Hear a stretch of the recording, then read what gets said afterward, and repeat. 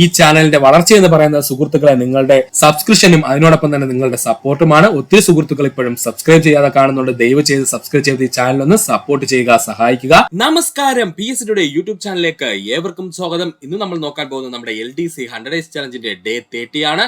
സുഹൃത്തുക്കൾ ശ്രദ്ധിക്കുക, LDC 100 Days challenge day 30യിലാണ്. എന്തൊക്കെയാണെന്ന് പഠിക്കാനുള്ളത് നമുക്കൊന്ന് നോക്കാം.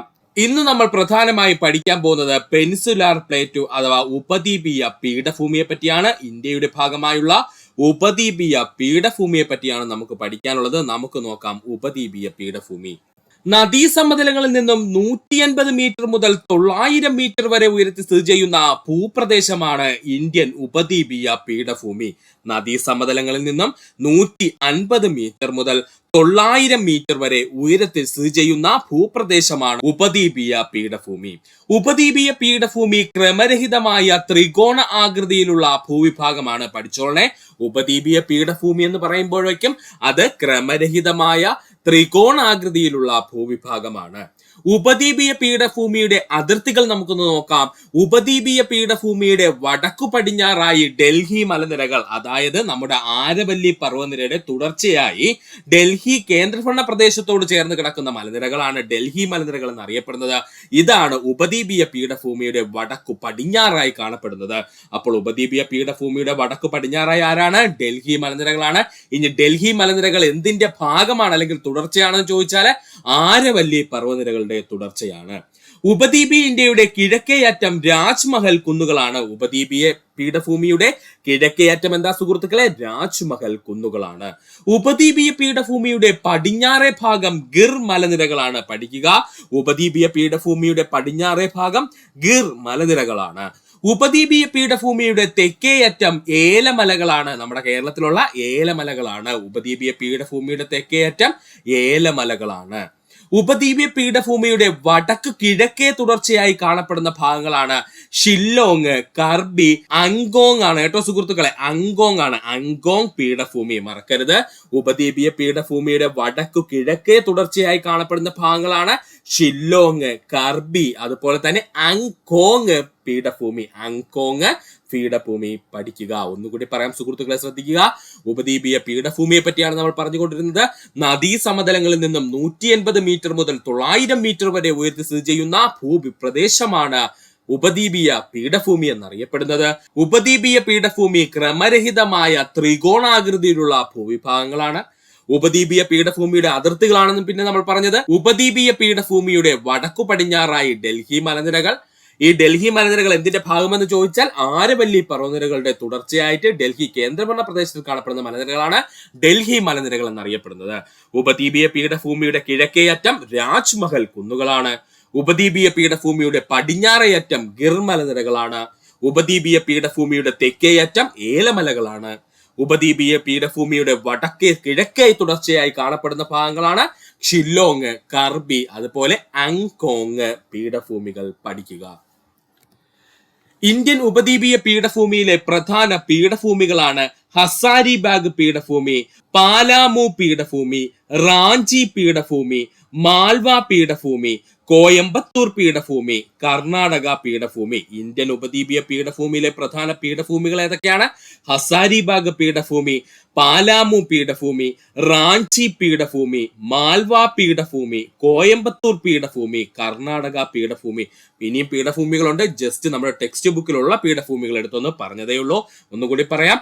ഇന്ത്യൻ ഉപദ്വീപീയ പീഠഭൂമിയിലെ പ്രധാന പീഠഭൂമികൾ ഏതൊക്കെയാ സുഹൃത്തുക്കളെ? ഹസാരിബാഗ് പീഠഭൂമി, പാലാമു പീഠഭൂമി, റാഞ്ചി പീഠഭൂമി, മാൽവ പീഠഭൂമി, കോയമ്പത്തൂർ പീഠഭൂമി, കർണാടക പീഠഭൂമി പഠിക്കുക. ഇനി നമുക്ക് നോക്കുവാനുള്ളത് ഉപദ്വീപീയ പീഠഭൂമിയുടെ പ്രത്യേകതകളാണ്. ഉപദ്വീപീയ പീഠഭൂമിയുടെ പ്രത്യേകതകൾ.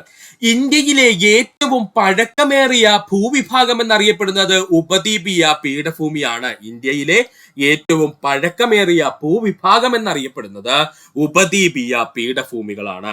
പൊതുവെ പീഠഭൂമിയുടെ ഉയരം പടിഞ്ഞാറ് നിന്നും കിഴക്കോട്ടെത്തുമ്പോൾ കുറഞ്ഞു വരുന്നു. പഠിക്കുക, പൊതുവെ ഉപദ്വീപീയ പീഠഭൂമിയുടെ ഉയരം എന്ന് പറയുന്നത് പടിഞ്ഞാറ് നിന്നും കിഴക്കോട്ടേക്ക് എത്തുമ്പോഴേക്കും കുറഞ്ഞു വരുന്നു. അതായത് നമ്മുടെ ഇന്ത്യയുടെ ഇങ്ങനെ കിടക്കുകയാണെന്നുണ്ടെങ്കിൽ ഇന്ത്യയുടെ ഈ ഒരു ഭാഗത്തല്ലേ സുഹൃത്തുക്കളെ പീഠഭൂമി എന്ന് പറയുന്നത് വരുന്നത്, അല്ലെങ്കിൽ ഇന്ത്യൻ ഉപദ്വീപീയ പീഠഭൂമി വരുന്നത്. ഇത് പടിഞ്ഞാറ് നിന്നും എങ്ങോട്ടാ നമ്മുടെ കിഴക്കേക്ക് വരും തോറും എന്താ സംഭവിക്കുന്നത്? ഇതിന്റെ ഉയരം എന്തെയും കുറഞ്ഞു വരും. പഠിച്ചോളണേ, ഉപദ്വീപീയ പീഠഭൂമി പടിഞ്ഞാറ് നിന്നും കിഴക്കോട്ടെത്തുമ്പോഴേക്കും ഉയരം കുറഞ്ഞു വരുന്നു. ഇടതൂർന്ന വനങ്ങളാലും താഴ്വരകളാലും സമൃദ്ധമായ പ്രദേശമാണ് ഇന്ത്യൻ ഉപദ്വീപീയ പീഠഭൂമി. ഇടതൂർന്ന വനങ്ങളാലും താഴ്വരകളാലും സമൃദ്ധമാണ് ഇന്ത്യൻ ഉപദ്വീപീയ പീഠഭൂമി. ഇന്ത്യൻ ഉപദ്വീപീയ പീഠഭൂമി ഉറപ്പേറിയ ശിലകളാൽ നിർമ്മിതമാണ്. ഇന്ത്യൻ ഉപദ്വീപീയ പീഠഭൂമി ഉറപ്പേറിയ ശിലകളാൽ നിർമ്മിതമാണ്. പഠിക്കുക, ഉപദ്വീപീയ പീഠഭൂമിയുടെ ഏകദേശം വിസ്തൃതി 15 ലക്ഷം ചതുരശ്ര കിലോമീറ്റർ ആണ്. പഠിക്കണേ, ഇമ്പോർട്ടന്റ് ആണ്. ഇന്ത്യൻ ഉപദ്വീപീയ പീഠഭൂമിയുടെ ഏകദേശം വിസ്തൃതി എത്രയാ സുഹൃത്തുക്കളെ? 15 ലക്ഷം ചതുരശ്ര കിലോമീറ്റർ ആണ്. ധാതുക്കളുടെ കലവറ എന്നറിയപ്പെടുന്നത് ഉപദ്വീപീയ പീഠഭൂമിയാണ്. ഇന്ത്യൻ ധാതുക്കളുടെ കലവറ എന്നറിയപ്പെടുന്നത് ഇന്ത്യൻ ഉപദ്വീപീയ പീഠഭൂമികളാണ്. ഒന്നുകൂടി പറയാം സുഹൃത്തുക്കളെ, പഠിക്കുക. ഉപദ്വീപീയ പീഠഭൂമിയുടെ പ്രത്യേകതകളാണ് നമ്മൾ പറഞ്ഞത്. ആദ്യത്തെ പ്രത്യേകത എന്തായിരുന്നു? ഇന്ത്യയിലെ ഏറ്റവും പഴക്കം ചെന്ന ഭൂവിഭാഗം എന്നറിയപ്പെടുന്നത് ഉപദ്വീപീയ പീഠഭൂമിയാണ്. പൊതുവെ പീഠഭൂമികളുടെ ഉയരം പടിഞ്ഞാറ് നിന്നും കിഴക്കോട്ടെത്തുമ്പോഴേക്കും കുറഞ്ഞു വരുന്നു. അതായത് ഇന്ത്യൻ ഉപദ്വീപീയ പീഠഭൂമിയുടെ ഉയരം പടിഞ്ഞാറ് നിന്നും കിഴക്കോട്ടെത്തുമ്പോഴേക്കും കുറഞ്ഞു വരുന്നു. ഇടതൂർന്ന വനങ്ങളും താഴ്വരകളും സമൃദ്ധമായ പ്രദേശമാണ് ഇന്ത്യൻ ഉപദ്വീപീയ പീഠഭൂമി. ഇന്ത്യൻ ഉപദ്വീപീയ പീഠഭൂമിയിൽ ഉറപ്പേറിയ ശിലകളാൽ നിർമ്മിതമാണ്. ഇന്ത്യൻ ഉപദ്വീപീയ പീഠഭൂമി ഉറപ്പേറിയ ശിലകളാൽ നിർമ്മിതമാണ്. ഇന്ത്യൻ ഉപദ്വീപീയ പീഠഭൂമിയുടെ ഏകദേശം വിസ്തൃതി എന്ന് പറയുന്നത് 15 ലക്ഷം ചതുരശ്ര കിലോമീറ്റർ ആണ്. ഇന്ത്യൻ ധാതുക്കളുടെ കലവറ എന്നറിയപ്പെടുന്നത് ഉപദ്വീപീയ പീഠഭൂമിയാണ്. പഠിക്കുക, ഇന്ത്യൻ ധാതുക്കളുടെ കലവറ എന്നറിയപ്പെടുന്നത് ഉപദ്വീപീയ പീഠഭൂമിയാണ്. പഠിക്കുക. ഇന്ത്യൻ ഉപദ്വീപീയ പീഠഭൂമിയുടെ ഭാഗമായി കണ്ടുവരുന്ന പ്രധാന ഭൂരൂപങ്ങളാണ് നമ്മൾ ഇനി പഠിക്കാൻ പോകുന്നത്. ഇന്ത്യൻ ഉപദ്വീപീയ പീഠഭൂമിയുടെ ഭാഗമായി കണ്ടുവരുന്ന പ്രധാന ഭൂരൂപങ്ങൾ. ടോറുകൾ. ആദ്യമായി പഠിക്കാനുള്ള എന്താണ്? ടോറുകൾ. ടോറുകൾ എന്ന് പറഞ്ഞാൽ ഒന്നുമില്ല സുഹൃത്തുക്കളെ, പണ്ട് നമ്മൾ 70s കളിക്കത്തില്ലേ, അതുപോലെ എന്താണ്, പാറക്കല്ലുകള് ഇങ്ങനെ ചേർന്ന് എന്താണ് കാണപ്പെടും മലയുടെ മുകൾ ഭാഗങ്ങളിലായിട്ട്. ഇതിനെ വിളിക്കുന്ന പേരാണ് എന്തെന്ന് പറയുന്നത്? ടോറുകൾ എന്ന് പറയുന്നത്. അപ്പോ ടോറുകൾ പ്രധാനമായിട്ടും ഇന്ത്യയിൽ കാണപ്പെടുന്നത് ഉപദ്വീപീയ പീഠഭൂമിയുടെ ഭാഗമായിട്ടാണ്. ഖണ്ഡപർവ്വതങ്ങൾ. എന്താണ് ഖണ്ഡപർവ്വതങ്ങൾ? ഇങ്ങനെ സ്ക്വയർ ഷേപ്പ് കണക്ക് ഇങ്ങനെ തോന്നിക്കുന്ന പർവ്വതങ്ങളാണ് ഖണ്ഡപർവ്വതം എന്ന് പറയുന്നത്. ഇതിങ്ങനെ ഏകദേശം ഒരു സ്ക്വയർ അല്ലെങ്കിൽ ഒരു പിരമിഡ് ഷേപ്പ് എന്നൊക്കെ നമുക്ക് പറയാം. ഇങ്ങനെ ഇരിക്കുന്ന പർവ്വതങ്ങളെ നമ്മൾ വിളിക്കുന്ന പേരാണ് ഖണ്ഡപർവ്വതങ്ങൾ എന്ന്. അപ്പോ ടോറുകളുണ്ട്, ഖണ്ഡപർവ്വതങ്ങളുണ്ട്, ഫ്രംശ താഴ്വരകളുണ്ട്. നമുക്കറിയാം എപ്പോഴും ഭൂമി കുലുക്കം ഉണ്ടാവാൻ സാധ്യതയുള്ള മേഖലകളെ നമ്മൾ വിളിക്കുന്ന പേരാണ് ഫ്രംശ താഴ്വരകൾ എന്ന്. അപ്പോ ഫ്രംശ താഴ്വരകൾ ഉപദ്വീപ പീഠഭൂമിയുടെ ഒരു പ്രത്യേകതയാണ്. ചെങ്കുത്തായ പ്രദേശങ്ങൾ, നിരനിരയായ മൊട്ടക്കുന്നുകൾ അല്ലെങ്കിൽ നിരയായ മൊട്ടക്കുന്നുകള്, ചുമർ സമാനമായ കോർസൈറ്റ് ഡെക്കുകൾ, ഇത്രയുമാണ് ഉപദ്വീപീയ പീഠഭൂമിയുടെ ഭാഗമായി കണ്ടുവരുന്ന പ്രധാനപ്പെട്ട ഭൂരൂപങ്ങൾ. ഒന്നുകൂടി പറഞ്ഞുതരാം സുഹൃത്തുക്കൾ, ശ്രദ്ധിക്കുക. ഇന്ത്യൻ ഉപദ്വീപീയ പീഠഭൂമിയുടെ ഭാഗമായി വരുന്ന പ്രധാന ഭൂരൂപങ്ങളാണ് ടോറുകൾ, ഖണ്ഡപർവ്വതങ്ങൾ, ഫ്രംശ താഴ്വരകൾ, ചെങ്കുത്ത് പ്രദേശങ്ങൾ അല്ലെങ്കിൽ ചെങ്കുത്തായ പ്രദേശങ്ങള്, നിരനിരയായ മൊട്ടക്കുന്നുകള്, അതുപോലെ ചുമർ സമാനമായ കോർസൈറ്റിന്റെ ഡെക്കുകള് പഠിക്കുക. ഉപദ്വീപീയ പീഠഭൂമിയുടെ വടക്കു പടിഞ്ഞാറ് ഭാഗങ്ങളിൽ ധാരാളം കറുത്ത മണ്ണിന്റെ സാന്നിധ്യം കാണപ്പെടുന്നു. അപ്പോൾ ഇന്ത്യൻ ഉപദ്വീപീയ പീഠഭൂമിയുടെ പടിഞ്ഞാറ് ഭാഗവും വടക്കു പടിഞ്ഞാറൻ മേഖലകളിലും ധാരാളമായിട്ട് കറുത്ത മണ്ണിന്റെ സാന്നിധ്യം കണ്ടുവരുന്നു. ഒന്നുകൂടി പറഞ്ഞുതരാം സുഹൃത്തുക്കളെ. ഉപദ്വീപീയ പീഠഭൂമിയുടെ പടിഞ്ഞാറ് അല്ലെങ്കിൽ വടക്കു പടിഞ്ഞാറൻ ഭാഗങ്ങളിൽ ധാരാളം കറുത്ത മണ്ണിന്റെ സാന്നിധ്യം കാണപ്പെടുന്നു. ഭൂപ്രകൃതി വൈവിധ്യങ്ങളുടെ അടിസ്ഥാനത്തിൽ ഉപദ്വീപീയ പീഠഭൂമിയെ 3ആയി തരംതിരിക്കാൻ പഠിച്ചോളണേ. ഭൂപ്രകൃതി വൈവിധ്യങ്ങളുടെ അടിസ്ഥാനത്തിൽ ഉപദ്വീപീയ പീഠഭൂമിയെ 3ആയി തരംതിരിക്കാം. ഡെക്കാൻ പീഠഭൂമി, മധ്യ ഉന്നത തടം, വടക്ക് കിഴക്കൻ പീഠഭൂമി, ഇങ്ങനെ 3ആയിട്ട് നമുക്ക് തരംതിരിക്കാം കേട്ടോ. അപ്പോ ഭൂപ്രകൃതി വൈവിധ്യത്തിന്റെ അടിസ്ഥാനത്തില് ഉപദ്വീപീയ പീഠഭൂമിയെ നമ്മൾ 3ആയി തരംതിരിക്കുന്നു. എങ്ങനെയൊക്കെയാണത്? ഡെക്കാൻ പീഠഭൂമി എന്നും മധ്യ ഉന്നത തടമെന്നും വടക്ക് കിഴക്കൻ പീഠഭൂമിയും, ഇങ്ങനെ 3ആയിട്ട് നമ്മൾ തരംതിരിക്കുന്നു. നമുക്ക് ആദ്യമായി നോക്കാം ഡെക്കാൻ പീഠഭൂമിയെ പറ്റി. ആരെ പറ്റിയാ? ഡെക്കാൻ പീഠഭൂമിയെ പറ്റി. ഡെക്കാൻ പീഠഭൂമിയുടെ അതിരുകളാണ് നമ്മൾ ആദ്യം പഠിക്കുവാനുള്ളത്. ഡെക്കാൻ പീഠഭൂമിയുടെ അതിരുകൾ. ഡെക്കാൻ പീഠഭൂമിയുടെ പടിഞ്ഞാറേ വശം പശ്ചിമഘട്ട മലനിരകളാണ്. ഇമ്പോർട്ടന്റ് പോയിന്റ് ആണ്, പഠിച്ചോളണേ. ഡെക്കാൻ പീഠഭൂമിയുടെ പടിഞ്ഞാറേ അതിരെന്ന് പറയുന്നത് നമ്മുടെ പശ്ചിമഘട്ട മലനിരകളാണ്. ഡെക്കാൻ പീഠഭൂമിയുടെ കിഴക്കേ അതിര് പൂർവഘട്ട മലനിരകളാണ്. ഡെക്കാൻ പീഠഭൂമിയുടെ കിഴക്കേ അതിര് പൂർവഘട്ട മലനിരകളാണ്. ഡെക്കാൻ പീഠഭൂമിയുടെ വടക്ക് സത്പുര മൈക്കല മലനിരകളും മഹോദയോ കുന്നുകളുമാണ് അതിരിടുന്നത്. പഠിച്ചോളണേ, ഡെക്കാൻ പീഠഭൂമിയുടെ വടക്ക് ഭാഗം സത്പുര മൈക്കല മലനിരകളും മഹോദിയോ കുന്നുകളുമാണ് അതിരിടുന്നത്. ഒന്നുകൂടി പറയാം സുഹൃത്തുക്കളെ, ശ്രദ്ധിച്ചിരിക്കുക, ഇമ്പോർട്ടന്റ് പോയിന്റ് ആണ്. ഡെക്കാൻ പീഠഭൂമിയുടെ അതിരുകളാണ് നമ്മൾ പറഞ്ഞത്. പടിഞ്ഞാറെ അതിരെന്ന് പറയുന്നത് നമ്മുടെ പശ്ചിമഘട്ട മലനിരകളാണ്. ഡെക്കാൻ പീഠഭൂമിയുടെ കിഴക്കൻ അതിരെന്ന് പറയുന്നത് പൂർവഘട്ട മലനിരകളാണ്. ഡെക്കാൻ പീഠഭൂമിയുടെ വടക്ക് സത്പുര മൈക്കല മലനിരകളും അതുപോലെ തന്നെ മഹോദിയോ കുന്നുകളും അതിരിടുന്നു. മഹോദിയോ കുന്നുകളും അതിരിടുന്നു. പഠിക്കുക. ഇന്ത്യയിലെ ഏറ്റവും പഴക്കം ചെന്ന പീഠഭൂമി എന്നറിയപ്പെടുന്നത് ഡെക്കാൻ പീഠഭൂമിയാണ്. ഇന്ത്യയിലെ ഏറ്റവും പഴക്കം ചെന്ന പീഠഭൂമി എന്നറിയപ്പെടുന്നത് ഡെക്കാൻ പീഠഭൂമിയാണ്. ഉപദ്വീപീയ പീഠഭൂമിയുടെ ഭാഗമായി കാണപ്പെടുന്ന പീഠഭൂമിയാണ് ഡെക്കാൻ പീഠഭൂമി. ഉപദ്വീപീയ പീഠഭൂമിയുടെ ഭാഗമായി കാണപ്പെടുന്ന പീഠഭൂമിയാണ് ഡെക്കാൻ പീഠഭൂമി എന്നുള്ളത് ഓൾറെഡി നമ്മൾ പറഞ്ഞു കഴിഞ്ഞു. ഡെക്കാൻ പീഠഭൂമിയിൽ ധാരാളമായി കാണപ്പെടുന്ന മണ്ണിനം കറുത്ത മണ്ണാണ്. പഠിച്ചോളുക, ഡെക്കാൻ പീഠഭൂമിയിൽ ധാരാളമായി കാണപ്പെടുന്ന മണ്ണിനം കറുത്ത മണ്ണിനമാണ്. ഡെക്കാൻ പീഠഭൂമിയുടെ ഭൂരിഭാഗവും ലാവ തണുത്തുറഞ്ഞ രൂപം കൊണ്ട പീഠഭൂമിയാണ്. ഡെക്കാൻ പീഠഭൂമിയുടെ ഭൂരിഭാഗവും ലാവ തണുത്തുറഞ്ഞ് രൂപം കൊണ്ട പീഠഭൂമിയാണ്. നർമ്മദയുടെ തെക്കുവശത്തായി കാണപ്പെടുന്ന പീഠഭൂമിയാണ് ഡെക്കാൻ പീഠഭൂമി. പഠിച്ചോളനെ, നർമ്മദാ നദിയുടെ തെക്കുവശത്തായി കാണപ്പെടുന്ന പീഠഭൂമി എന്ന് ചോദിച്ചാൽ അത് ഡെക്കാൻ പീഠഭൂമിയാണ്. പഠിക്കുക. ഒന്നുകൂടി പറയാം, ഡെക്കാൻ പീഠഭൂമിയുടെ അതിർത്തികൾ ഏതൊക്കെയെന്ന് ചോദിച്ചാല് പടിഞ്ഞാറ് പശ്ചിമഘട്ട മലനിരകള്, കിഴക്ക് പൂർവഘട്ട മലനിരകള്, വടക്ക് സത്പുര മൈക്കല മലനിരകളും അതിനോടൊപ്പം തന്നെ പഠിക്കേണ്ടതാണ് മഹാദിയോ കുന്നുകളും അതിരിടുന്നു. ഇന്ത്യയിലെ ഏറ്റവും പഴക്കം ചെന്ന പീഠഭൂമി എന്നറിയപ്പെടുന്നത് ഡെക്കാനാണ്. ഉപദ്വീപീയ പീഠഭൂമിയുടെ ഭാഗമായി കാണപ്പെടുന്ന പീഠഭൂമി ഡെക്കാൻ പീഠഭൂമി. ഡെക്കാൻ പീഠഭൂമിയിൽ ധാരാളമായി കാണപ്പെടുന്ന മണ്ണിനം കറുത്ത മണ്ണ്. ഡെക്കാൻ പീഠഭൂമിയുടെ ഭൂരിഭാഗവും ലാവ തണുത്തുറഞ്ഞ രൂപം കൊണ്ട പീഠഭൂമിയാണ്. നർമ്മദ നദിയുടെ തെക്കുവശത്തായി കാണപ്പെടുന്ന പീഠഭൂമിയാണ് ഡെക്കാൻ പീഠഭൂമി. പഠിക്കുക. ഡെക്കാൻ പീഠഭൂമിക്ക് വടക്ക് പടിഞ്ഞാറ് ഭാഗത്ത് ദശലക്ഷക്കണക്കിന് വർഷങ്ങൾക്ക് മുമ്പുണ്ടായ അഗ്നിപർവ്വത സ്ഫോടനങ്ങളും ഫലമായി പുറത്തു വന്ന ലാവ തണുത്തുറഞ്ഞുണ്ടായ പ്രദേശമാണ് ഡെക്കാൻ ട്രാപ്പ് മേഖല. ഒരുപാട് തവണ +2 ചോദിച്ച ക്വസ്റ്റ്യൻ ആണ്. പഠിച്ചോളണേ, ഡെക്കാൻ പീഠഭൂമിയുടെ വടക്കു പടിഞ്ഞാറ് ഭാഗത്ത് ലാവ തണുത്തുറഞ്ഞുണ്ടായ പ്രദേശം അറിയപ്പെടുന്ന പേരാണ് ഡെക്കാൻ ട്രാപ്പ് മേഖല. എന്തെന്നറിയപ്പെടുന്നത് അവനെ ഡെക്കാൻ ട്രാപ്പ് മേഖല എന്നാണ്. ഡെക്കാൻ പീഠഭൂമിയിലെ ലാവാശിലകൾക്ക് അപരദനം സംഭവിച്ച് രൂപം കൊള്ളുന്ന കറുത്ത മണ്ണിനം കാണപ്പെടുന്ന മേഖലയും ഈ ഡെക്കാൻ ട്രാപ്പ് മേഖലയാണ്. ഡെക്കാൻ പീഠഭൂമിയിലെ ലാവാശിലകൾക്ക് അപരദനം സംഭവിച്ച് രൂപം കൊള്ളുന്ന കറുത്ത മണ്ണിനം കാണപ്പെടുന്ന മേഖലയെന്ന് ചോദിച്ചാൽ ഈ ഡെക്കാൻ ട്രാപ്പ് മേഖലയാണ്. ഡെക്കാൻ ട്രാപ്പ് മേഖല നിർമ്മിതമായിരിക്കുന്ന ശിലകളാണ് ആഗ്നേയ ശിലകൾ. പഠിച്ചോളനെ, ഡെക്കാൻ ട്രാപ്പ് മേഖല നിർമ്മിതമായിരിക്കുന്ന ശിലകൾ ഏത് ചോദിച്ചാൽ അത് ആഗ്നേയ ശിലകളാണ്. ഡെക്കാന്റെ രാജ്ഞി എന്നറിയപ്പെടുന്ന പ്രദേശം പൂനെ. ഡെക്കാന്റെ രാജ്ഞി എന്നറിയപ്പെടുന്ന പ്രദേശം ഏതാണ്? പൂനെയാണ്. ഡെക്കാൻ പീഠഭൂമിയിൽ നിന്നും ഒഴുകുന്ന പ്രധാനപ്പെട്ട നദികളാണ് ഗോദാവരി, മഹാനദി, കൃഷ്ണ, കാവേരി. ഇമ്പോർട്ടന്റ് ആണ്, പഠിച്ചോളനെ.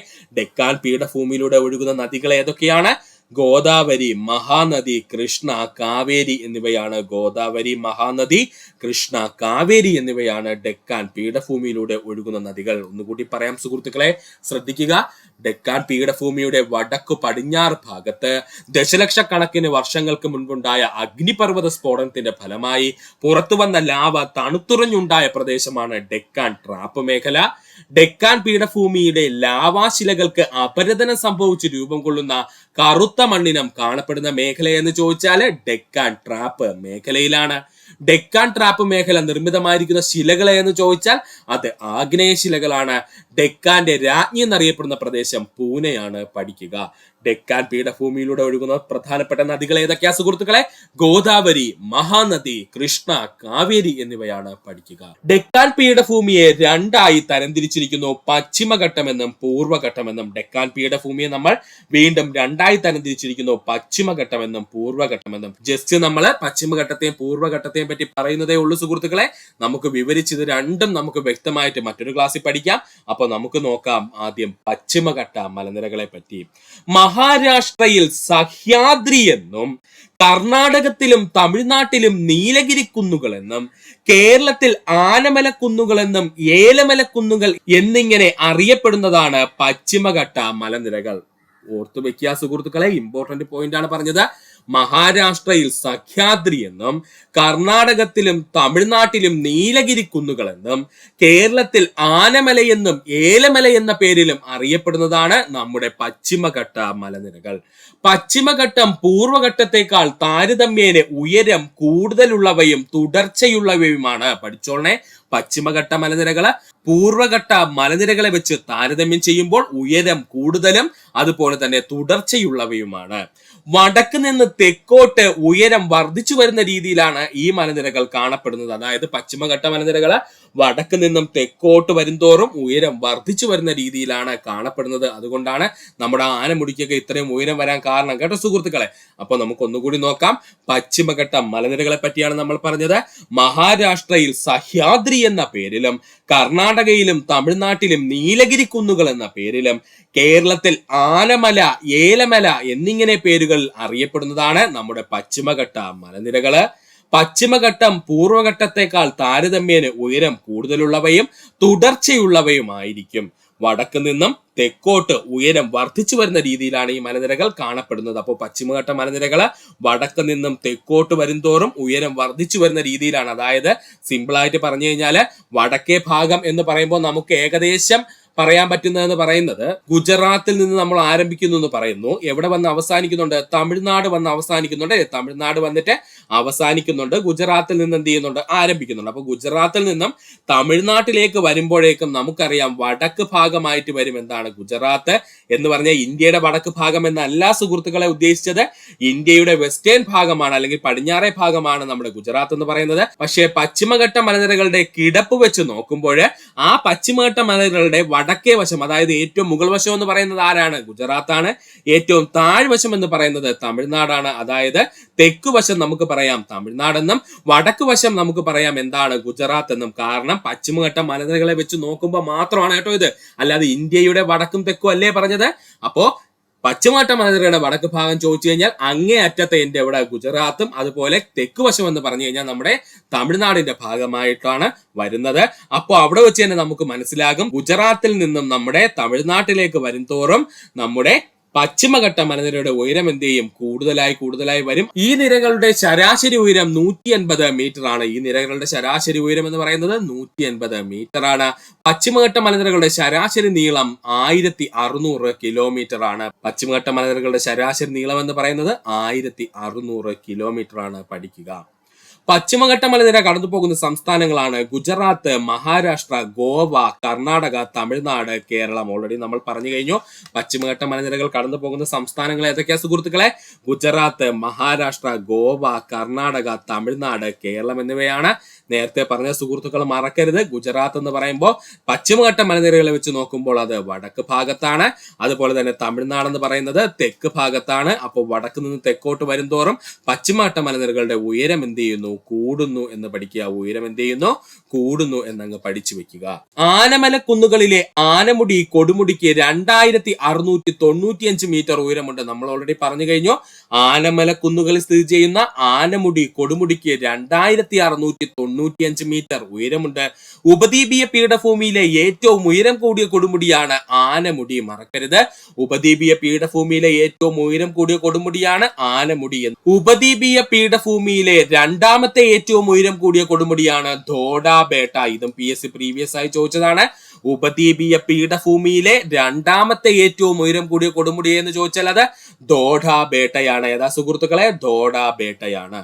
ധോഡാബേട്ട കൊടുമുടിയുടെ ഉയരം 2637 മീറ്റർ ആണ്. ഇമ്പോർട്ടന്റ് പോയിന്റ് പഠിച്ചോളെ. നമ്മുടെ ടെക്സ്റ്റ് ബുക്കിലുള്ള പോയിന്റ് ആണ്. അതുകൊണ്ട് PSC പ്രീവിയസ് ആയി ഒരുപാട് തവണ ചോദിച്ചിട്ടുമുണ്ട്. ധോഡാബേട്ട കൊടുമുടിയുടെ ഉയരം എത്രയാണ്? 2637 മീറ്റർ ആണ്. ധോഡാബേട്ട കൊടുമുടി സ്ഥിതി ചെയ്യുന്നത് നീലഗിരി കുന്നുകളിലാണ്. ധോഡാബേട്ട കൊടുമുടി സ്ഥിതി ചെയ്യുന്നത് നീലഗിരി കുന്നുകളിലാണ്. PSC ഇവിടെ നിന്ന് ചോദിക്കുന്നത് നീലഗിരി മലനിരകളിലെ ഏറ്റവും ഉയരം കൂടിയ കൊടുമുടി എന്നായിരിക്കും. ഉത്തരം ധോഡാബേട്ടയാണ്. ധോഡാബേട്ടയുടെ ഉയരം എത്രയാണ്? 2637 മീറ്റർ ആണ്. മിക്ക ഉപദ്വീപീയ നദികളും ഉത്ഭവിക്കുന്നത് പശ്ചിമഘട്ട മലനിരകളിൽ നിന്നാണ്. മിക്ക ഉപദ്വീപീയ നദികളും ഉത്ഭവിക്കുന്നത് പശ്ചിമഘട്ട മലനിരകളിൽ നിന്നുമാണ്. ഒന്നുകൂടി പറയാം സുഹൃത്തുക്കളെ, ആനമല കുന്നുകളിലെ ആനമുടി കൊടുമുടിക്ക് 2695 മീറ്റർ ഉയരമുണ്ട്. ഉപദ്വീപീയ പീഠഭൂമിയിലെ ഏറ്റവും ഉയരം കൂടിയ കൊടുമുടിയാണ് ആനമുടി. ഉപദ്വീപീയ പീഠഭൂമിയിലെ രണ്ടാമത്തെ ഏറ്റവും ഉയരം കൂടിയ കൊടുമുടിയാണ് ധോഡാബേട്ട. ധോഡാബേട്ട കൊടുമുടിയുടെ ഉയരം 2637 മീറ്റർ ആണ്. ധോഡാബേട്ട കൊടുമുടി സ്ഥിതി ചെയ്യുന്നത് നീലഗിരി മലനിരകളുടെ ഭാഗം അല്ലെങ്കിൽ കുന്നുകളുടെ ഭാഗമായിട്ടാണ്. മിക്ക ഉപദ്വീപീയ നദികളുടെയും ഉത്ഭവം എന്ന് പറയുന്നത് പശ്ചിമഘട്ടത്തിൽ നിന്നുമാണ്. പഠിക്കുക. അടുത്തതായി നമുക്ക് നോക്കാനുള്ളതാണ് പൂർവ്വഘട്ട മലനിരകൾ. ഏതാണ് പൂർവ്വഘട്ട മലനിരകൾ? വിശദീകരിച്ച് നമ്മൾ പോകുന്നില്ല, ജസ്റ്റ് ഒന്ന് പറഞ്ഞു പോകുന്നേ ഉള്ളൂ. സുഹൃത്തുക്കൾ ശ്രദ്ധിക്കുക, ഇതിന്റെ മറ്റൊരു ക്ലാസ് നമ്മൾ അപ്ലോഡ് ചെയ്യുന്നതാണ്. അവിടെ നമുക്ക് വ്യക്തമായിട്ട് പശ്ചിമഘട്ട മലനിരകളും പൂർവ്വഘട്ട മലനിരകളും പഠിക്കാം. ഇപ്പൊ ജസ്റ്റ് ഒന്ന് കേട്ടിരിക്കുക. പൂർവ്വഘട്ട മലനിരകൾ മഹാനദി, ഗോദാവരി, കൃഷ്ണ, കാവേരി തുടങ്ങിയ നദികളാൽ വലിയ തോതിൽ അപരദനത്തിന് വിധേയമായി തുടർച്ച നഷ്ടപ്പെട്ട ഉയരം കുറഞ്ഞ കുന്നുകളാണ് പൂർവ്വഘട്ട മലനിരകൾ എന്നറിയപ്പെടുന്നത്. ആരാ പൂർവ്വഘട്ട മലനിരകൾ എന്ന് ചോദിച്ചാല് മഹാനദി, ഗോദാവരി, കൃഷ്ണ, കാവേരി തുടങ്ങിയ നദികളാൽ വൻതോതിൽ അപരദനത്തിന് വിധേയമായി തുടർച്ച നഷ്ടപ്പെട്ട് ഉയരം കുറഞ്ഞ കുന്നുകളാണ് പൂർവ്വഘട്ട മലനിരകൾ എന്നറിയപ്പെടുന്നത്. ഡെക്കാൻ പീഠഭൂമിയിൽ ഉൾപ്പെടുന്ന പ്രധാന മലനിരകളാണ് ജാവതി കുന്നുകൾ, പാൽക്കൊണ്ട നിര, നല്ലമല കുന്നുകൾ, മഹേന്ദ്രഗിരി കുന്നുകൾ തുടങ്ങിയവ. പഠിച്ചോളനെ. ഡെക്കാൻ പീഠഭൂമിയിൽ ഉൾപ്പെടുന്ന പ്രധാനപ്പെട്ട മലനിരകളാണ് ജാവതി കുന്നുകൾ, പാൽക്കൊണ്ട നിര, നല്ലമല കുന്നുകൾ, മഹേന്ദ്രഗിരി കുന്നുകൾ തുടങ്ങിയവ. പശ്ചിമഘട്ടവും പൂർവ്വഘട്ടവും നീലഗിരി കുന്നുകളിൽ വെച്ച് സന്ധിക്കുന്നു. ഏറ്റവും കൂടുതൽ PSC പ്രീവിയസ് ആയി ചോദിച്ച ചോദ്യമാണ്. പശ്ചിമഘട്ട മലനിരകളും പൂർവ്വഘട്ട മലനിരകളും എവിടെ വെച്ചാണ് യോജിക്കുന്നതെന്ന് ചോദിച്ചാൽ അത് നീലഗിരി മലനിരകളിൽ വെച്ചാണ്. എവിടെയാണ്? നീലഗിരി മലനിരകളിൽ വെച്ചാണ് പശ്ചിമഘട്ടവും അതുപോലെ തന്നെ എന്താണ് പൂർവ്വഘട്ടവും എന്ത് ചെയ്യുന്നത്, ജോയിൻ ചെയ്യുന്നതെന്ന് പഠിക്കുക. ഒന്നുകൂടി പറയാം സുഹൃത്തുക്കളെ, ശ്രദ്ധിക്കുക. പൂർവ്വഘട്ട മലനിരകളെ പറ്റി ചോദിച്ചു കഴിഞ്ഞാൽ സിമ്പിൾ ആയിട്ട് പഠിച്ചു വെക്കുക. മഹാനദി, ഗോദാവരി, കൃഷ്ണ, കാവേരി തുടങ്ങിയ നദികളാൽ വൻതോതിൽ അപരദനത്തിന് വിധേയമായി തുടർച്ച നഷ്ടപ്പെട്ട ഉയരം കുറഞ്ഞ കുന്നുകളാണ് പൂർവ്വഘട്ട മലനിരകൾ. ഡെക്കാൻ പീഠഭൂമി ഉൾപ്പെടുന്ന പ്രധാന മലനിരകൾ ഏതൊക്കെയെന്ന് ചോദിച്ചാൽ ജാവതി കുന്നുകൾ, പാൽക്കൊണ്ട നിര, നല്ലമല കുന്നുകൾ, മഹേന്ദ്രഗിരി കുന്നുകൾ തുടങ്ങിയവയാണ്. പശ്ചിമഘട്ടവും പൂർവ്വഘട്ടവും തമ്മിൽ ജോയിൻ ചെയ്യുന്ന അല്ലെങ്കിൽ ബന്ധിക്കുന്ന ഭാഗം ചോദിച്ചാൽ അത് നീലഗിരി മലനിരകളാണ്. പഠിക്കുക. അടുത്തതായി നമുക്ക് പഠിക്കാനുള്ളതാണ് മധ്യ ഉന്നതി. അതായത് നമ്മൾ ഓൾറെഡി പറഞ്ഞിരുന്നു ഉപദ്വീപീയ ഇന്ത്യയെ നമ്മൾ മൂന്നായിട്ട് തരംതിരിച്ചിട്ടുണ്ടെന്ന്. അതിൽ രണ്ടാമത്തെ ഭാഗമാണ് മധ്യ ഉന്നതി തടം. നമുക്ക് നോക്കാം മധ്യ ഉന്നതി തടം എന്താണെന്ന്. മധ്യ ഉന്നതി തടത്തിന്റെ പടിഞ്ഞാറെ അതിര് ആരവല്ലി പർവ്വതനിരയാണ്. പഠിച്ചോളനെ. മധ്യ ഉന്നതി തടത്തിന്റെ പടിഞ്ഞാറെ അതിരെന്താണ്? ആരവല്ലി പർവ്വതനിരകളാണ്. മധ്യ ഉന്നതി തടത്തിന്റെ തെക്കേ അതിർത്തി സത്പുര പർവ്വതനിരകളാണ്. മധ്യ ഉന്നതി തടത്തിന്റെ തെക്കേ അതിർത്തി എന്ന് പറയുന്നത് സത്പുര മലനിരകളാണ്. മധ്യ ഉന്നതി തടത്തിന്റെ വടക്കേ അതിർത്തി എന്നറിയപ്പെടുന്നത് ഡെക്കാൻ പീഠഭൂമിയാണ്. മധ്യ ഉന്നതി തടത്തിന്റെ വടക്കേ അതിർത്തി എന്നറിയപ്പെടുന്നത് ഡെക്കാൻ പീഠഭൂമിയാണ്. ഒന്നുകൂടി പറയാം, ശ്രദ്ധിച്ചിരിക്കുക സുഹൃത്തുക്കളെ. മധ്യ ഉന്നതി തടത്തിന്റെ പടിഞ്ഞാറെ അതിര് എന്ന് പറയുന്നത് ആരവല്ലി പർവ്വതനിരകളാണ്. മധ്യ ഉന്നതി തടത്തിന്റെ തെക്കേ അതിർത്തി എന്ന് പറയുന്നത് സത്പുര പർവ്വതനിരകളാണ്. മധ്യ ഉന്നതി തടത്തിന്റെ വടക്കേ അതിർത്തി എന്നറിയപ്പെടുന്നത് ഡെക്കാൻ പീഠഭൂമിയാണ്. പഠിക്കുക.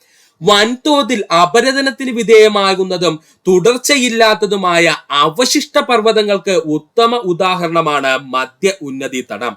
മധ്യ ഉന്നതി തടം എന്തിന്റെ പ്രത്യേകതയാണ് സുഹൃത്തുക്കളെ? വൻതോതിൽ ഇവിടെ അപരദന പ്രക്രിയയ്ക്ക് വിധേയമാകുന്നത് കൊണ്ട് തന്നെ ഇവിടെയുള്ള മലനിരകൾക്ക് തുടർച്ചയില്ല. അതുപോലെ തന്നെ ഇവ അവശിഷ്ട പർവ്വതങ്ങൾക്ക് ഉത്തമ ഉദാഹരണവുമാണ്. ഉപദ്വീപീയ പീഠഭൂമിയുടെ തുടർച്ചയായി പടിഞ്ഞാറ് ജയ്സാമീർ വരെ കാണപ്പെടുന്ന ഭാഗമാണ് മധ്യ ഉന്നതി തടം. അപ്പോൾ ഉപദ്വീപീയ പീഠഭൂമിയുടെ ഭാഗമായിട്ട് അല്ലെങ്കിൽ അതിന്റെ തുടർച്ചയായിട്ട് പടിഞ്ഞാറ് ജയ്സാമീർ വരെ കാണപ്പെടുന്ന ഭാഗമാണ് മധ്യ ഉന്നതി തടം എന്ന പേരിൽ അറിയപ്പെടുന്നത്. പഠിക്കുക. മധ്യ ഉന്നതി തടത്തിന്റെ ഭാഗമായി കാണപ്പെടുന്ന പ്രധാനപ്പെട്ട ഭൂരൂപങ്ങളാണ് നീളമേറിയ മൺകൂനകൾ, അതുപോലെ തന്നെ ചന്ദ്രക്കല ആകൃതിയിൽ കാണപ്പെടുന്ന ബർക്കനുകൾ എന്ന മണൽക്കൂനകൾ നിറഞ്ഞ പ്രദേശവും. അതായത് നമ്മൾ ഓൾറെഡി സുഹൃത്തുക്കളെ പറഞ്ഞില്ലേ, ജയ്സാമീർ വരെ പോകുമെന്ന് നമ്മൾ പറഞ്ഞില്ലേ സുഹൃത്തുക്കളെ. ജയ്സാമീർ വരെ ആര് നിൽക്കുമെന്ന് പറഞ്ഞിട്ടുണ്ടായിരുന്നു? ഈ മധ്യ ഉന്നതി ചെന്ന് നിൽക്കുമെന്ന് പറഞ്ഞിരുന്നു. അപ്പോൾ ഈ ജയ്സാമീർ പ്രദേശത്ത് കൂടുതലായിട്ടും മണൽ മണ്ണാണ് കാണപ്പെടുന്നത്. അതുകൊണ്ട് തന്നെ അവിടെ കാറ്റിന്റെ അപരദന പ്രക്രിയ കൂടുതലായിരിക്കും. ഇങ്ങനെയാണ് നീളമേറിയ മൺകൂനകൾ അവിടെ കാണപ്പെടുന്നത്, മധ്യ ഉന്നതി ഭാഗത്ത് കാണപ്പെടുന്നത്. അതുപോലെ തന്നെ ചന്ദ്രക്കല ആകൃതിയിൽ കാണപ്പെടുന്ന ബർക്കനുകൾ എന്ന മണൽക്കൂനകളും ഈ പറഞ്ഞിരിക്കുന്ന മധ്യ ഉന്നതി തടത്തിന്റെ മറ്റൊരു പ്രത്യേകതകളാണ് പഠിക്കുക. ചരിത്ര കാലഘട്ടങ്ങളിൽ കായാന്തരിക പ്രക്രിയയ്ക്ക് വിധേയമായിട്ടുള്ള പ്രദേശമാണ് മധ്യ ഉന്നതി തടങ്ങള്. ചരിത്ര കാലഘട്ടങ്ങളിലെ കായാന്തരീകരണ പ്രക്രിയയ്ക്ക് വിധേയമായിട്ടുള്ള പ്രദേശങ്ങളാണ് മധ്യ ഉന്നതി തടങ്ങൾ പഠിക്കുക. ചരിത്ര കാലഘട്ടങ്ങളിൽ കായാന്തരീകരണ പ്രക്രിയയ്ക്ക് വിധേയമായിട്ടുള്ള പ്രദേശങ്ങളാണ് മധ്യ ഉന്നതി തടങ്ങൾ. ഇവിടെ പ്രധാനമായിട്ടും കാണപ്പെടുന്ന ശിലകളാണ് മാർബിള്, സ്ലേറ്റ്, അതുപോലെ നൈസ്. മാർബിള്, സ്ലേറ്റ്, അതുപോലെ നൈസ്. ഇപ്പൊ മനസ്സിലായോ സുഹൃത്തുക്കളെ? പ്രധാനമായിട്ടും നമ്മുടെ രാജസ്ഥാനില് എന്തുകൊണ്ടാണ് മാർബിൾ കൂടുതലായിട്ട് ഉൽപ്പാദിപ്പിക്കുന്നതെന്ന് ഇപ്പൊ സുഹൃത്തുക്കൾ മനസ്സിലായോ? അല്ലെങ്കിൽ മാർബിൾ കല്ലുകൾ കൂടുതലായിട്ട് രാജസ്ഥാനിൽ കാണപ്പെടുന്നതിന് കാരണം എന്ന് സുഹൃത്തുക്കൾ മനസ്സിലായോ? കാരണം ഈ രാജസ്ഥാന്റെ ഒരു ഭൂരിഭാഗവും എന്താണ്? ഈ പറഞ്ഞിരിക്കുന്ന മധ്യ ഉന്നതി തടത്തിന്റെ ഭാഗമാണ്. അവിടെ വർഷങ്ങൾക്ക് മുമ്പ് അല്ലെങ്കിൽ ചരിത്രകാലത്ത് തന്നെ എന്താണ്? കായാന്തരീകരണ പ്രക്രിയയ്ക്ക് വിധേയമായിട്ടുണ്ട്. അതുകൊണ്ട് തന്നെ അവിടെ കാണപ്പെടുന്ന ശിലകളാണ് മാർബിള്, സ്ലേറ്റ്, നൈസ് എന്നിവ പഠിക്കുക. മധ്യ ഉന്നതി തടത്തിന്റെ ശരാശരി ഉയരം സമുദ്രനിരപ്പിൽ നിന്നും ഏകദേശം 700 മീറ്റർ മുതൽ 1000 മീറ്റർ വരെയാണ്. മധ്യ ഉന്നതി തടത്തിന്റെ ശരാശരി ഉയരം സമുദ്രനിരപ്പിൽ നിന്നും ഏകദേശം 700 മീറ്റർ മുതൽ 1000 മീറ്റർ വരെയാണ്. മധ്യ ഉന്നതി തടം പൊതുവെ വടക്കു പടിഞ്ഞാറ് ദിശയിൽ ചരിവോടുകൂടി കാണപ്പെടുന്നു. മധ്യ ഉന്നതി തടം പൊതുവെ വടക്കു പടിഞ്ഞാറ് ദിശയിലെ ചരിവോടുകൂടി കാണപ്പെടുന്നു. മധ്യ ഉന്നതി തടത്തിന്റെ കിഴക്കൻ തുടർച്ചയാണ് രാജ്മഹൽ കുന്നുകൾ. മധ്യ ഉന്നതി തടത്തിന്റെ കിഴക്കൻ തുടർച്ചയാണ് രാജ്മഹൽ കുന്നുകൾ. യമുന നദിയുടെ പ്രധാന പോഷക നദികളെല്ലാം ഉത്ഭവിക്കുന്നത് മധ്യ ഉന്നതി തടത്തിൽ നിന്നുമാണ്. പഠിച്ചോളെ, യമുന നദിയുടെ പ്രധാനപ്പെട്ട പോഷക നദികളെല്ലാം ഉത്ഭവിക്കുന്നത് മധ്യ ഉന്നതി തടത്തിൽ നിന്നുമാണ്. ധാതു വിഭവങ്ങളുടെ കലവറ എന്നറിയപ്പെടുന്ന ഛോട്ടാ നാഗ്പൂർ പീഠഭൂമി മധ്യ ഉന്നതിയുടെ ഭാഗമാണ്. പഠിച്ചോളെ, ധാതു വിഭവങ്ങളുടെ കലവറ എന്നറിയപ്പെടുന്ന ഛോട്ടാ നാഗ്പൂർ പീഠഭൂമി മധ്യ ഉന്നതിയുടെ ഭാഗമാണ്, അല്ലെങ്കിൽ മധ്യ ഉന്നതി തടത്തിന്റെ ഭാഗമാണ്. ഒന്നുകൂടി പറയാം സുഹൃത്തുക്കളെ, ശ്രദ്ധിക്കുക. മധ്യ ഉന്നതി തടത്തിന്റെ ശരാശരി ഉയരം എന്ന് പറയുന്നത് സമുദ്രനിരപ്പിൽ നിന്നും ഏകദേശം 700 മീറ്റർ മുതൽ 1000 മീറ്ററിനിടയിലാണ്. മധ്യ ഉന്നതി തടം പൊതുവെ വടക്കു പടിഞ്ഞാറ് ദിശയിൽ ചരിവോടുകൂടി കാണപ്പെടുന്നു. മധ്യ ഉന്നതി തടത്തിന്റെ കിഴക്ക് തുടർച്ചയായാണ് രാജ്മഹൽ കുന്നുകൾ കാണപ്പെടുന്നത്. യമുന നദിയുടെ പ്രധാന പോഷക നദികളെല്ലാം ഉത്ഭവിക്കുന്നത് മധ്യ ഉന്നതിയിൽ നിന്നുമാണ്. ധാതു വിഭവങ്ങളുടെ കലവറ എന്നറിയപ്പെടുന്ന ഛോട്ടാ നാഗ്പൂർ പീഠഭൂമി സ്ഥിതി ചെയ്യുന്നത് മധ്യ ഉന്നതി തടത്തിലാണ്. പഠിക്കുക. അടുത്തതായി നമുക്ക് പഠിക്കേണ്ടതാണ് നമ്മുടെ ഉപദ്വീപീയ പീഠഭൂമിയുടെ മൂന്നാമത്തെ പാർട്ടായിട്ടുള്ള വടക്കു കിഴക്കൻ പീഠഭൂമി. ഉപദ്വീപീയ പീഠഭൂമിയുടെ തുടർച്ചയായി കാണപ്പെടുന്നതാണ് വടക്കു കിഴക്കൻ പീഠഭൂമി. ഉപദ്വീപീയ പീഠഭൂമിയുടെ തുടർച്ചയായി കാണപ്പെടുന്ന ഭാഗമാണ് വടക്കു കിഴക്കൻ പീഠഭൂമി. ഇനി വടക്കു കിഴക്കൻ പീഠഭൂമിയുടെ രൂപീകരണമാണ് നമ്മൾ നോക്കാൻ പോകുന്നത്. ഹിമാലയൻ പർവ്വതത്തിന്റെ രൂപീകരണ കാലഘട്ടത്തിൽ ഇന്ത്യൻ ഫലകത്തിന്റെ വടക്ക് ദിശയിലേക്കുള്ള ചലനത്തിന്റെ ഭാഗമായി ചെലുത്തപ്പെട്ട ബലം മൂലം രാജ്മഹൽ കുന്നുകൾക്കും മേഘാലയ പീഠഭൂമിക്കും ഇടയിൽ വിശാലമായൊരു ഭ്രംശ താഴ്വര രൂപപ്പെട്ടു. ഫസ്റ്റ് പോയിന്റ് എന്താ പറഞ്ഞത്? ഹിമാലയൻ പർവ്വതത്തിന്റെ രൂപീകരണ കാലഘട്ടത്തിലെ ഇന്ത്യൻ ഫലകത്തിന്റെ വടക്ക് ദിശയിലോട്ടുള്ള ചലനം മൂലം ശക്തമായൊരു ബലം എന്ത് ചെയ്തു? രൂപീകരിക്കപ്പെട്ടു. ഈ ബലം കൊണ്ട് രാജ്മഹൽ കുന്നുകൾക്കും അതുപോലെ മേഘാലയയിലെ പീഠഭൂമികൾക്കും ഇടയില് വിശാലമായൊരു ഭ്രംശ താഴ്വര രൂപപ്പെട്ടു. പിന്നീട് ഈ അഗാധമായ ഗർത്തത്തിൽ നദികളുടെ അപരദന പ്രക്രിയ മൂലം മൂടപ്പെടുകയും ചെയ്തു. പിന്നീട് ഈ അഗാധമായ ഗർത്തം നദികളുടെ അപരദന പ്രക്രിയ മൂലം മൂടപ്പെടുകയും ചെയ്തു. മേഘാലയ പീഠഭൂമിയും കർദി പീഠഭൂമിയും അങ്കിലോങ് പീഠഭൂമിയാണ് കേട്ടോ. എന്താ സുഹൃത്തുക്കളെ? അങ്കിലോങ് പീഠഭൂമിയാണ്. അങ്കിലോങ് പീഠഭൂമിയും ഉപദ്വീപീയ ഖണ്ഡത്തിൽ നിന്നും വേർപെട്ട് സ്ഥിതി ചെയ്യുന്നതിന് കാരണം എന്തെന്ന് ചോദിച്ചാല് അത് ഈ ഒരു പറഞ്ഞ അപരദന പ്രക്രിയ അല്ലെങ്കിൽ ഈ ഒരു പറഞ്ഞൊരു പ്രക്രിയ മൂലമാണ് അങ്ങനെ സംഭവിച്ചത് കേട്ടോ. അപ്പോ മേഘാലയ പീഠഭൂമിയും കർദി പീഠഭൂമിയും അതുപോലെ തന്നെ അങ്കിലോങ് പീഠഭൂമിയും ഉപദ്വീപീയ ഖണ്ഡത്തിൽ നിന്നും അല്ലെങ്കിൽ നമ്മുടെ ഉപദ്വീപീയ പീഠഭൂമിയിൽ നിന്നും അല്പം വേറിട്ട് നിൽക്കുന്നതായിട്ട് തോന്നുന്നെങ്കിൽ അതിനുള്ള കാരണം എന്തെന്ന് ചോദിച്ചാൽ നേരത്തെ നമ്മൾ പറഞ്ഞ പ്രവർത്തനമാണ് കേട്ടോ. അപ്പൊ ഒന്നുകൂടി പറയാം സുഹൃത്തുക്കൾ, ശ്രദ്ധിക്കുക. വടക്കു കിഴക്കൻ പീഠഭൂമിയെ പറ്റിയാണ് നമ്മൾ പറഞ്ഞുകൊണ്ടിരുന്നത്. ഉപദ്വീപീയ പീഠഭൂമിയുടെ തുടർച്ചയായി വടക്കു കിഴക്കൻ മേഖലയിൽ കാണപ്പെടുന്ന പീഠഭൂമിയാണ് വടക്കു കിഴക്കൻ പീഠഭൂമി. വടക്ക് കിഴക്കൻ പീഠഭൂമിയുടെ രൂപീകരണം എന്താണെന്ന് ചോദിച്ചു കഴിഞ്ഞാല് ഫസ്റ്റ് എന്താ സംഭവിച്ചത്? ഹിമാലയൻ പർവ്വതത്തിന്റെ രൂപീകരണ കാലഘട്ടത്തിലെ ഇന്ത്യൻ ഫലകത്തിന്റെ വടക്ക് ദിശയിലേക്കുള്ള ചലനം മൂലം എന്താണ് ശക്തമായൊരു ബലം രൂപീകരിക്കപ്പെട്ടു. ഈ ബലം മൂലം രാജ്മഹൽ കുന്നുകൾക്കും മേഘാലയ പീഠഭൂമിക്കും ഇടയിൽ വിശാലമായൊരു ഫ്രംശ താഴ്വര തന്നെ രൂപപ്പെട്ടു. പിന്നീട് ഈ അഗാധമായ ഗർത്തം നദികളുടെ അപരദന പ്രക്രിയ മൂലം മൂടപ്പെടുകയും ചെയ്തു. മേഘാലയ പീഠഭൂമിയും ഖർദി ആങ്കിലോങ് പീഠഭൂമിയും ഉപദ്വീപീയ ഖണ്ഡത്തിൽ നിന്നും വേർപെട്ട് സ്ഥിതി ചെയ്യുന്നതിന് കാരണം ചോദിച്ചു കഴിഞ്ഞാൽ ഈ മുകളിൽ പറഞ്ഞ പ്രവർത്തനം കൊണ്ടാണ് കേട്ടോ. പഠിക്കുക. പ്രാദേശിക ഗോത്രവർഗ വിഭാഗങ്ങളുടെ പേരുകളെ അടിസ്ഥാനമാക്കി ഖാരോ കുന്നുകൾ, ഖാസി കുന്നുകൾ, ജയന്തിയ കുന്നുകൾ എന്നിങ്ങനെ 3 വിഭാഗങ്ങളായി മേഘാലയ പീഠഭൂമിയെ പിന്നെയും തരം തിരിച്ചു. എന്താ പറഞ്ഞത്? പ്രാദേശിക ഗോത്രവർഗ വിഭാഗങ്ങളുടെ പേരിന്റെ അടിസ്ഥാനത്തില് ഖാസി, ഖാരോ, ജയന്തിയ എന്നിങ്ങനെ 3 വിഭാഗങ്ങളായിട്ട് മേഘാലയ പീഠഭൂമിയെ തരംതിരിച്ചു. ഇവിടെ നിന്ന് PSC സ്ഥിരം ചോദിക്കുന്നത് ഖാസി കുന്നുകൾ, ഖാരോ കുന്നുകൾ, ജയന്തിയ കുന്നുകൾ സ്ഥിതി ചെയ്യുന്ന സംസ്ഥാനം ഏതാണ്? ഉത്തരം മേഘാലയയാണ്. ഇനി മറക്കരുതേ, മേഘാലയയിൽ കാണപ്പെടുന്ന പ്രധാനപ്പെട്ട കുന്നുകളാണ് ഖാസി, ഖാരോ, ജയന്തിയ കുന്നുകൾ. എന്തുകൊണ്ടാണ് അവർക്ക് പേര് കിട്ടിയെന്ന് ചോദിച്ചാൽ ആ കുന്നുകളിൽ സ്ഥിതി ചെയ്യുന്ന അല്ലെങ്കിൽ താമസിക്കുന്ന ഗോത്ര വിഭാഗങ്ങളുടെ പേരുകളാണ് ആ കുന്നുകൾക്ക് നൽകിയത്. അതുകൊണ്ടാണ്. ആസാമിലെ ഖർദി അതുപോലെ തന്നെ അഖിലോങ് കുന്നുകളിലും ഇതിന്റെ തുടർച്ച കാണപ്പെടുന്നതിനാൽ ചോട്ടാ നാഗ്പൂർ പീഠഭൂമിയിലെ പോലെ തന്നെ മേഘാലയ പീഠഭൂമിയും കൽക്കരി, ഇരുമ്പയിര്, ഇലുമിനൈറ്റ്, ചുണ്ണാമ്പ് കല്ല്, യുറേനിയം തുടങ്ങിയ നിക്ഷേപങ്ങൾ സമ്പന്നമായി കാണപ്പെടുന്നു. ഒന്നുമില്ല, എന്താ സുഹൃത്തുക്കളെ പറഞ്ഞത്? ആസാമിലെ ഖർദി അതുപോലെ തന്നെ അഖിലോങ് കുന്നുകളിലും നമ്മുടെ ഉപദ്വീപീയ ഇന്ത്യയുടെ തുടർച്ച കാണപ്പെടുന്നതിനാല് ചോട്ടാ നാഗ്പൂർ പീഠഭൂമിയിലേതുപോലെ തന്നെ മേഘാലയ പീഠഭൂമിയിലും കൽക്കരിയുടെയും ഇരുമ്പിന്റെയും ഇലുമിനേറ്റിന്റെയും ചുണ്ണാമ്പ് കല്ലിന്റെയും യുറേനിയത്തിന്റെയും ഒക്കെ നിക്ഷേപത്താൽ സമ്പന്നമാണ്. അപ്പൊ നമുക്ക് നോക്കുമ്പോഴത്തേക്കും ഇവര് തമ്മിൽ ഒരു ബന്ധമില്ലാത്തതായിട്ട് തോന്നും. കാരണം എന്താണ്? നേരത്തെ പറഞ്ഞ ആ ഒരു പ്രവർത്തനം നടന്നതുകൊണ്ട് ഇവർ വിഭജിച്ച് നിൽക്കുന്നതായിട്ട് തോന്നുന്നുവെങ്കിലും ഈ പറഞ്ഞിരിക്കുന്ന ആസാമിലെ ഖർദി, അഖിലോങ് എന്നീ കുന്നുകൾ എന്ന് പറയുന്നത് നമ്മുടെ ഇന്ത്യൻ ഉപദ്വീപീയ പീഠഭൂമിയുടെ ഭാഗമായതുകൊണ്ട് തന്നെ ഇന്ത്യൻ ഉപദ്വീപീയ പീഠഭൂമി സ്ഥിതി ചെയ്യുന്ന ചോട്ടാ നാഗ്പൂർ പീഠഭൂമിയിലുള്ള ധാതു നിക്ഷേപങ്ങളും എവിടെ കാണപ്പെടുന്നുണ്ട്? നമ്മുടെ ഈ പറഞ്ഞിരിക്കുന്ന മേഘാലയയിലെ പീഠഭൂമി പ്രദേശത്തും കാണപ്പെടുന്നുണ്ട്. തെക്കു പടിഞ്ഞാറൻ മൺസൂണിൽ നിന്നും വലിയ അളവിൽ മഴ ലഭിക്കുന്നതിനാൽ മേഘാലയൻ പീഠഭൂമി അപരദന പ്രക്രിയയ്ക്ക് വിധേയമായി കൊണ്ടിരിക്കുന്നു. പഠിച്ചോളനെ, ഇമ്പോർട്ടന്റ് ആണ്. തെക്കു പടിഞ്ഞാറൻ മൺസൂണിൽ നിന്നും വലിയ അളവിൽ മഴ ലഭിക്കുന്നതിനാൽ മേഘാലയൻ പീഠഭൂമി അപരദന പ്രക്രിയയ്ക്ക് വിധേയമായി കൊണ്ടിരിക്കുകയാണ്. ഇപ്പോഴും ചിറാപുഞ്ചിയിൽ സസ്യങ്ങൾ ഒട്ടുമില്ലാത്ത പാറകളാണ് കൂടുതൽ കാണപ്പെടുന്നത്. അതിനുള്ള കാരണം എന്തെന്ന് ചോദിച്ചാല് ചിറാപുഞ്ചിയിൽ നടക്കുന്ന ഈ അപരദന പ്രക്രിയയാണ് കേട്ടോ. തെക്കു പടിഞ്ഞാറൻ മൺസൂണിൽ നിന്നും വലിയ അളവില് മഴ ലഭിക്കുന്നതിനാൽ മേഘാലയൻ പീഠഭൂമിയിലെ അപരദന പ്രക്രിയയ്ക്ക് വിധേയമായി കൊണ്ടിരിക്കുകയാണ്.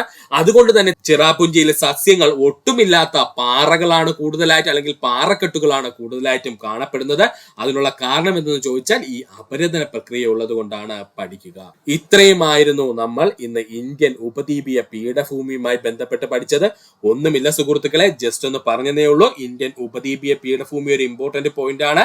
ഇതിനകത്ത് നമുക്ക് ഇനി ഒത്തിരി കാര്യങ്ങൾ പഠിക്കാനുണ്ട്. മാൽവ പീഠഭൂമി എടുത്തു പഠിക്കുവാനുണ്ട്, ആരവല്ലി കുന്നുകൾ എടുത്തു പഠിക്കുവാനുണ്ട്, അതുപോലെ വിന്ധ്യ സത്പുര മലനിരകൾ എടുത്തു പഠിക്കുവാനുണ്ട്, അതുപോലെ തന്നെ നമ്മുടെ പശ്ചിമഘട്ടവും പൂർവ്വഘട്ട മലനിരകൾ പഠിക്കുവാനുണ്ട്, അതുപോലെ തന്നെ നമ്മുടെ കിഴക്കൻ മലനിരകളെ കുറിച്ച് വ്യക്തമായിട്ട് പഠിക്കുവാനുണ്ട്, ഖാസി, ഖാരോ, ജയന്തിയ കുന്നുകളെ കുറിച്ച് പഠിക്കാനുണ്ട്. അപ്പൊ ഇതൊക്കെ നമുക്ക് വരുന്ന ക്ലാസ്സിൽ പഠിക്കാം. ഇപ്പൊ ജസ്റ്റ് ഒരു ഇൻട്രൊഡക്ഷൻ എന്നുള്ള രീതിയിൽ പക്ഷേ സുഹൃത്തുക്കൾ നല്ല രീതിയിൽ പഠിച്ചു വെക്കുക. ഇതിൽ 95% നമ്മുടെ ടെക്സ്റ്റ് ബുക്കിൽ ഉള്ളതാണ്. അതുകൊണ്ട് വ്യക്തമായിട്ട് പഠിക്കാൻ ശ്രമിക്കുക സുഹൃത്തുക്കളെ. ഇത്രയും നേരം ഈ വീഡിയോ കണ്ട സുഹൃത്തുക്കൾ എല്ലാവർക്കും നന്ദി, നമസ്കാരം. നിങ്ങൾക്ക് ഈ വീഡിയോ ഇഷ്ടമായെങ്കിൽ നിങ്ങളുടെ സുഹൃത്തുക്കൾ കൂടി ഒന്ന് ഷെയർ ചെയ്ത് കൊടുക്കുക. അതിനോടൊപ്പം തന്നെ നമ്മുടെ ചാനൽ സബ്സ്ക്രൈബ് ചെയ്ത് സഹായിക്കുക. സബ്സ്ക്രൈബ് ബട്ടണോട് ചേർന്നുള്ള ബെൽ ബട്ടൺ അമർത്തി കഴിഞ്ഞാൽ നമ്മൾ അപ്ലോഡ് ചെയ്യുന്ന വീഡിയോകൾ സുഹൃത്തുക്കളെ അപ്പോൾ തന്നെ നിങ്ങളിൽ എത്തുന്നതാണ്. സുഹൃത്തുക്കൾ എല്ലാവർക്കും നന്ദി, നമസ്കാരം. നല്ലൊരു ദിവസം നേരുന്നു.